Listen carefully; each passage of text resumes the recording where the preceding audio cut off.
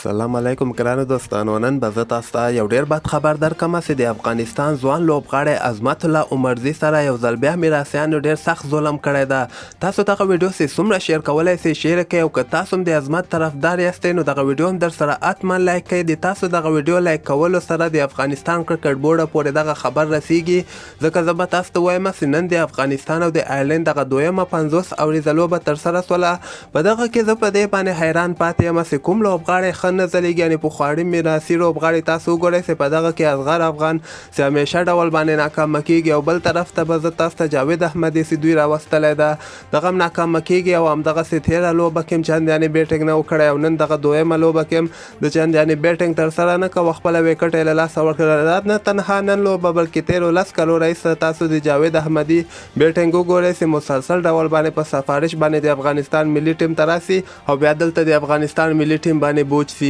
بل طرف ته تاسو نن د ګلبدین ایب دغه بالینګ وګورئ، څومره بیکاره بالینګ یې ترسره کړه. لکه څنګه چې زه تاسو ته وایم چې ګلبدین ایب نور ختم ده، ټایم یې ختم سوی ده، ځکه پخوانی د میراثي ده د تېرو 20 کالو راهیسه د افغانستان ملي ټیم کې لوبې ترسره کوي. تاسو به وایئ چې تاسو ولې د افغانستان اتلانو پسې خبرې کوئ، د ما همدغه کارونه چې زه وګورم د ما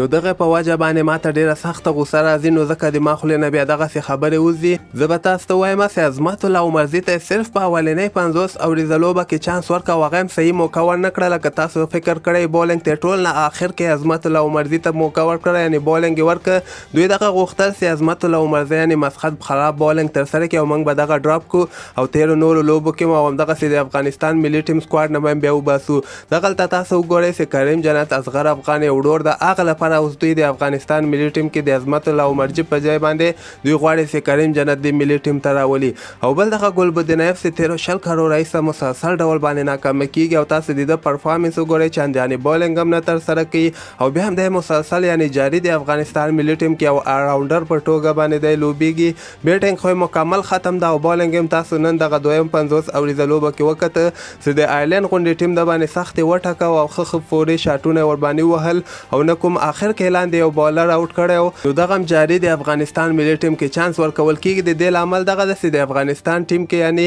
سفارش باندې لوبغاړي را بلل کیږي. نو موږ او تاسو ته پکار ده چې د دغسې ځوانانو لپاره حق پورته کړو، لکه درویش رسول اکرم علی خیر، عظمت الله عمرزي، وفادار مامان ضیاء الرحمن شریفي. تاسو دغه ویډیو تر سره حتما لایک کړئ، او څومره هم شیر کولی سئ شیر کړئ چې د افغانستان کرکټ بورډ پورې ورسیږي، او دغه څومره میراثیان هم چې د افغانستان ملي ټیم کې لوبیږي زر تر زره د افغانستان ملي ټیم نه ورک سي. نو تاسو نه هم زه دغه یوه هیله کوم چې د حق طرفداري باید موږ او تاسو وکړو. حق طرفداري الله پاک هم خوښه کړې ده، او موږ او تاسو ته پکار ده چې حق ووایو. نو تاسو دغه ویډیو در سره حتما لایک کړئ، او دغه چینل هم تازه خبرو لپاره در سره سبسکرایب کولی سئ.